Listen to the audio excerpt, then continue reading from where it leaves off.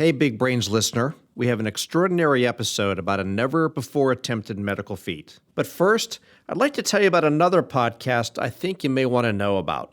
It's called Seen on Radio, and the show has received lots of acclaim, including a Peabody Award nomination for its deep and engaging dives into the history and the very structure of American society. Seen on Radio's two recent documentary series, Seeing White and Men, have explored racism and sexism in eye-opening ways. Check out Seen on Radio, that's SCENE on Radio, from the Center for Documentary Studies at Duke University and PRX. 5 years ago, Chicago resident Daru Smith started having trouble breathing.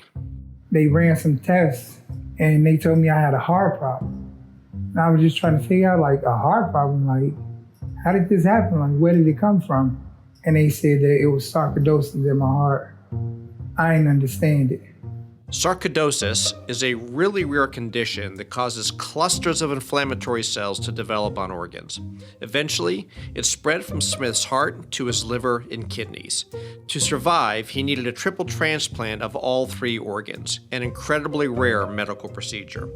With his heart failing, he was in the hospital at the University of Chicago Medicine, waiting on the donor list. Coincidentally, down the hall from his room was another patient in the exact same situation. Her name was Sarah McPharlin.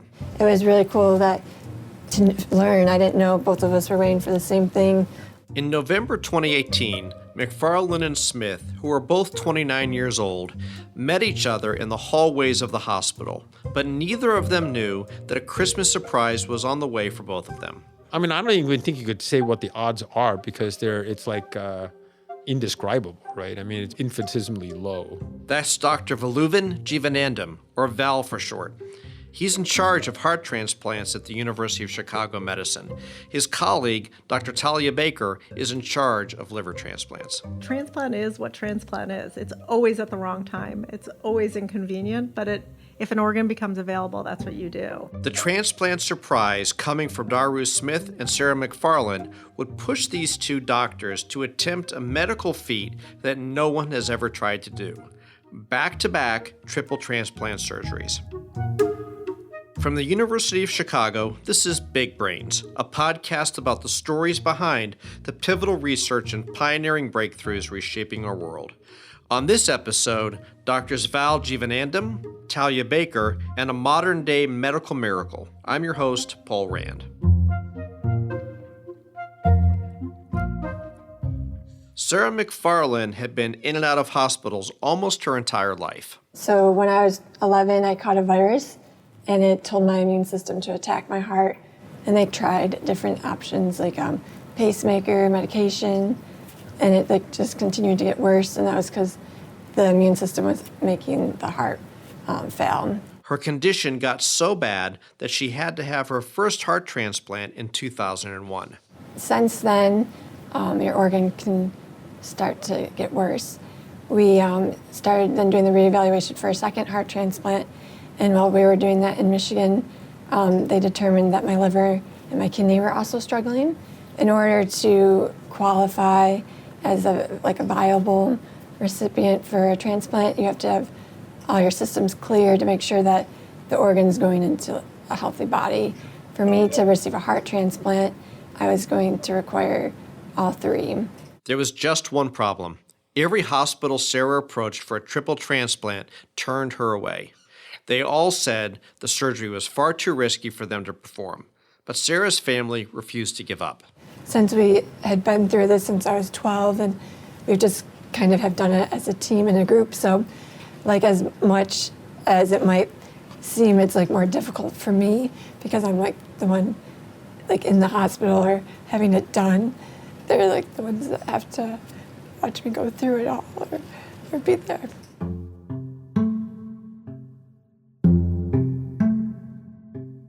McPharlin's situation started to seem dire.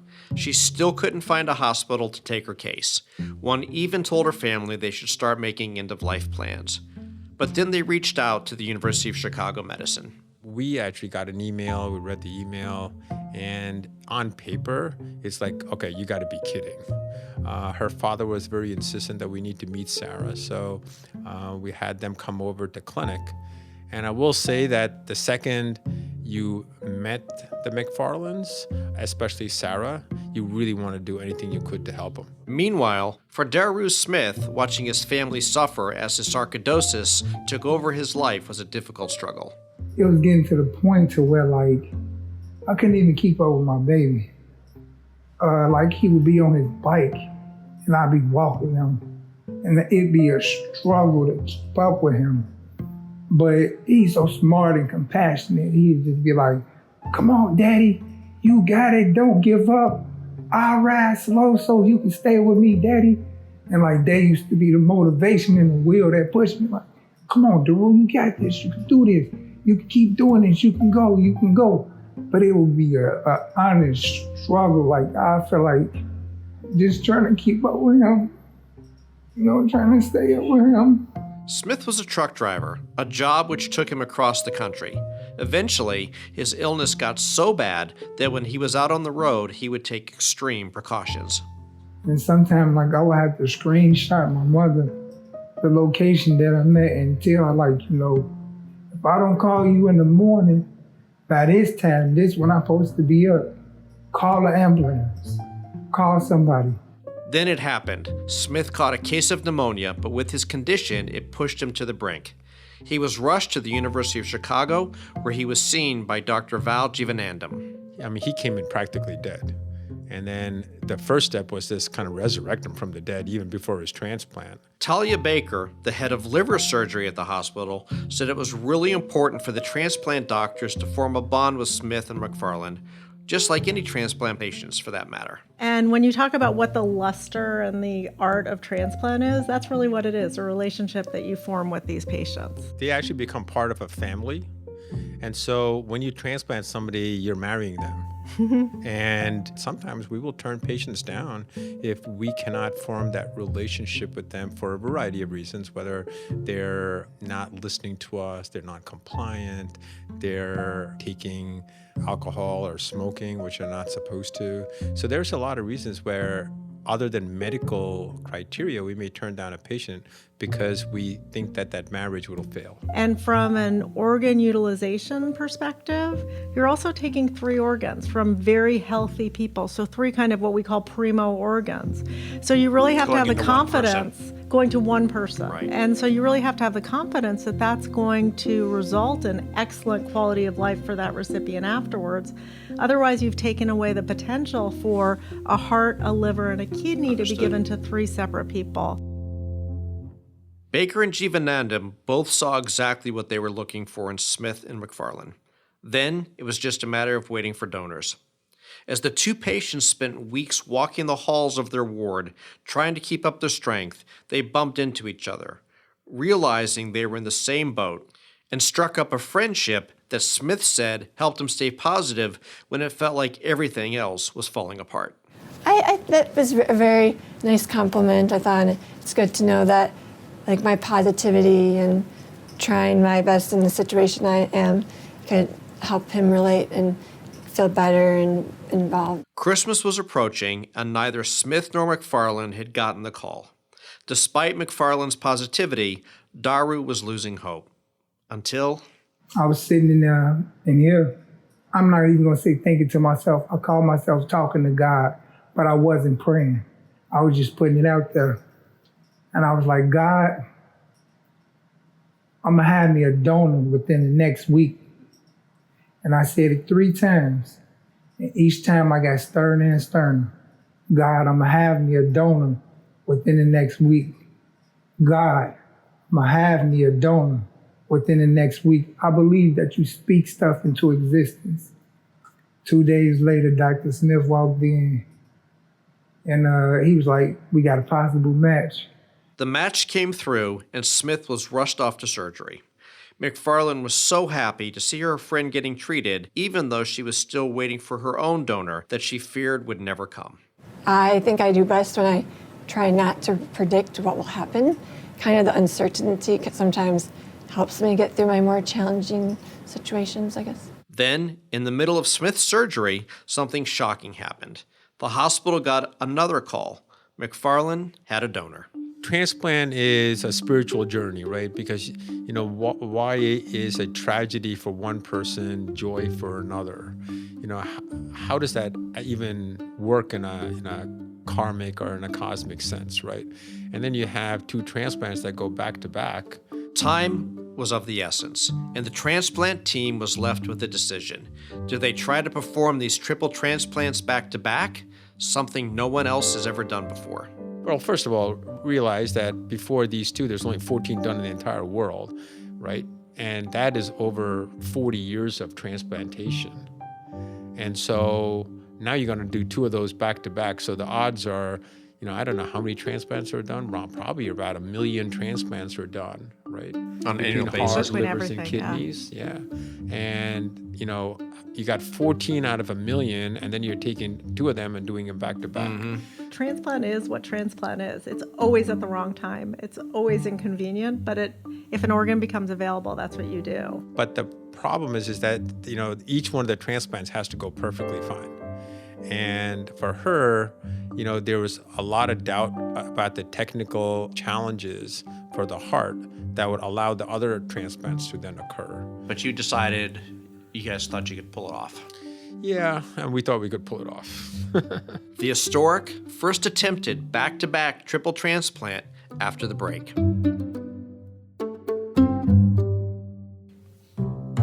Capitalism is the engine of prosperity. Actually, it sows the seeds of its own demise. Could both be right? I'm Kate Waldock from Georgetown University. And I'm Luigi Zingales from the University of Chicago. We're the hosts of Capital Isn't, a podcast about what's working in capitalism today. And most importantly, what isn't. We're going to share the sort of irreverent banter you'd hear between economists at a bar. That is, if economists were to go to a bar. Subscribe to Capital Isn't. You can find us wherever you get your podcasts. It seemed completely magical. In the middle of a triple transplant surgery, only the 16th ever done, the call came that a second set of organs was available. If the doctors were going to pull off the first back-to-back triple transplant, it would take perfect coordination. So there's 3 separate teams. There's a team for the heart, there's a team for the liver, and there's a team for the kidney. I think it's really important to remember that we work in as a group, as a team. It's like a really well orchestrated ballet.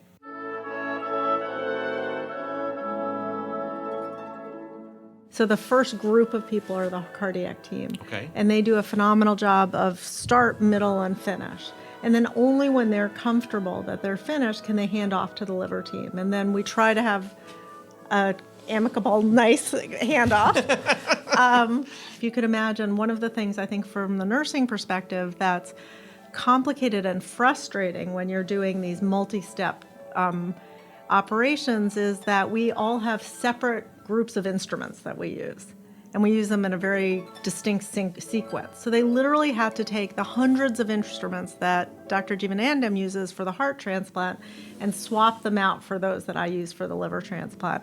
And they did that in a seamless way. They have to make sure that everything is counted and accountable before they switch out. And all of that was done almost without us noticing it was being done. One by one, sequentially, they'll change, and you won't even notice that they're changing. But as you're finishing up and they know we're finishing up, they'll say, well, how long do you have? They're actually sequentially changing. So the circulator changes, the scrub nurse changes, and then the instruments change. And Talia will tell you I'm a little intolerant because instruments make noise. So I'm like, okay, cut the noise out.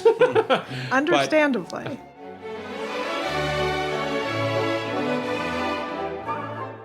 And then as that is occurring, the anesthesiologists are changing too, because there's an anesthesiologist for the heart team, there's a separate one for the liver and kidney team. Right. So they're changing, and then our perfusionists are changing. So all in all, for these 2 transplants, there's probably over 45 people who are involved, and they're all switching off right at the right time to make the whole ballet work. The first act of this ballet is in many ways the most important, the heart. Without it, everything else would simply fall apart.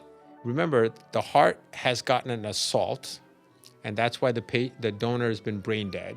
So it's been assaulted once. Then you stop the heart, you throw it into an ice bucket, and then you resuscitate the heart. So that's assault number 2. And then you need to get the heart beating again. And then now it's going through a marathon, because now instead of just going to the ICU and resting, it now has to have enough energy to put through a liver transplant and a kidney transplant. And Sarah had a particularly complicated heart. Well, first of all, she'd had, I think it was 4 previous open heart surgeries or sternotomies. And just going in her a 5th time is a Herculean task, because the heart Scar tissue is or scarred in. Yep. And you're basically doing archaeology on the heart, right? You're chipping away till you can actually find the structures that you need to take apart to put back together. And so, we make sure that nothing is bleeding too much and that the heart is working well. And then what we do is we leave some of the tubes around the heart to help the liver transplant team, Talia and her team. And then we pack everything with gauze just to make sure that there's, you put pressure on whatever is bleeding. You have to remember also, she had been on steroids since she was 12 years old. So her tissues were like toilet paper, basically.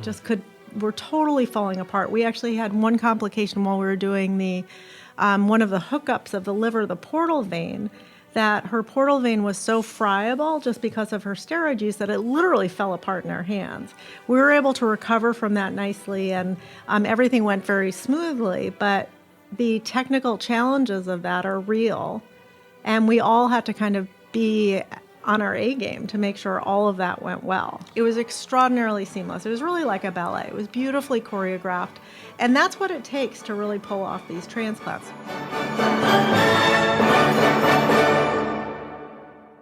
After 17 hours of surgery for Smith and 20 for McPharlin, Dr. Valluvan Jeevanandam, Talia Baker, and the kidney surgeon, Yolanda Becker, pulled it off. The first ever back-to-back triple transplant surgery was successful. Well, I just think, holy God, thank God that went well. Yeah, Okay. I agree. It made me so happy, man, because I was just thinking, a lot of people are just waiting months and months for a kidney or just a liver. And I've been here a month, and I got blessed with 3 organs. So that kind of touched me, like it made me feel like I was real special. Like I got a true definition and a meaning for life. So I was like real happy, man. Each day of their recovery, we all rounded together every day. And that was really a remarkable thing to see them getting better. And these 2 kids were inspiring. I mean, from post-op day 1, they were both so motivated to get better and so grateful, and immediately started talking about how grateful they were about their donors. I think it's important for them to know that recipients do treat their organs well, and that they give their second chance of life meaning, and they take care of it, and they live their life to the fullest afterwards. And we really did that for our first donor, and we'll do it this time.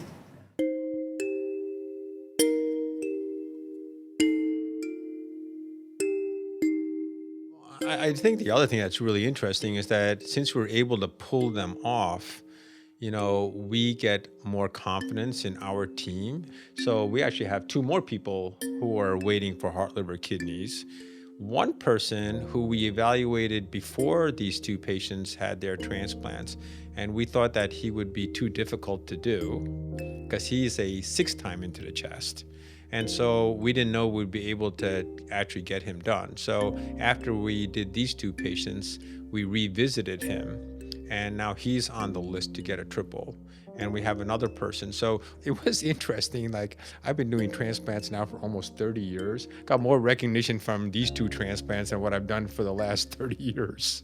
If you had to say why that is it just the sheer novelty is probably the wrong word, but the coincidence of being able to do 2 triples back to back is what's making it so I compelling? think it's kind of magical. Yes, it is Val magical. keeps on talking about it being spiritual. It really is. Like, how is that even possible?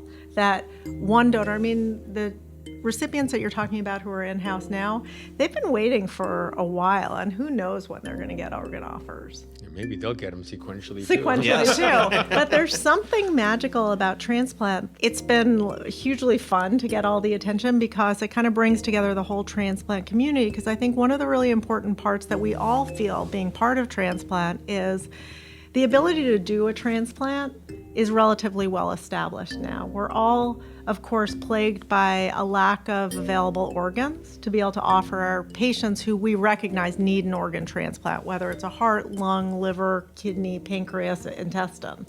Nobody has enough organs available.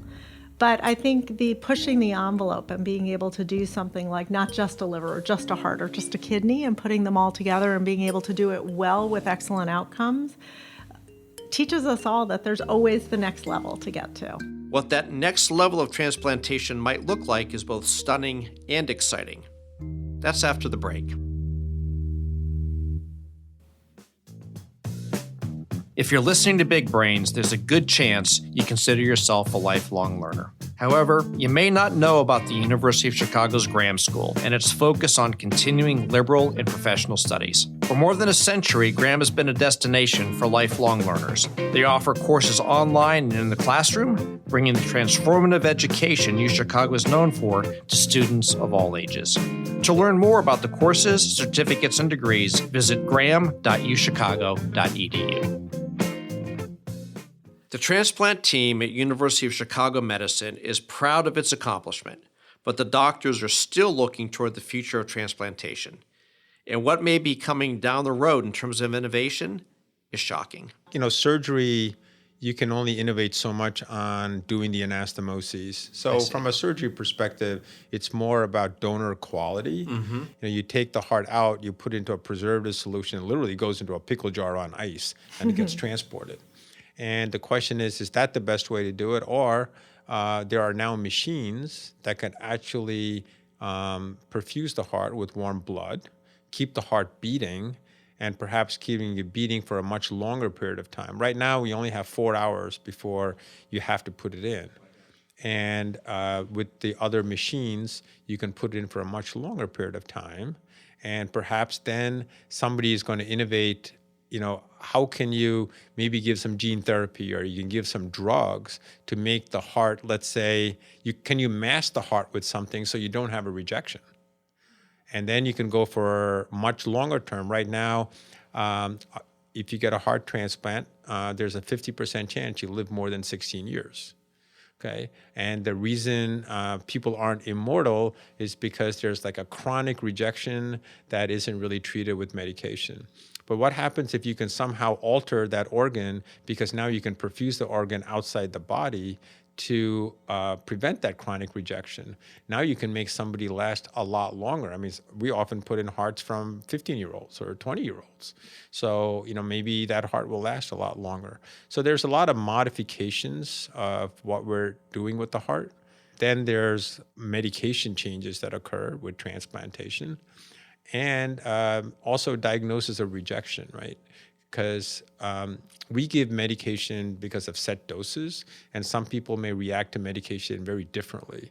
And maybe you don't have to give them such a high dose. Maybe you can get away with a much smaller dose. So it's more personalized medicine in terms of targeting rejection and infections that is the next wave. So there are many, many aspects of transplant that are evolving. I think this whole idea of machine perfusion and organ recovery centers is, I believe, what's going to be the next thing in transplantation.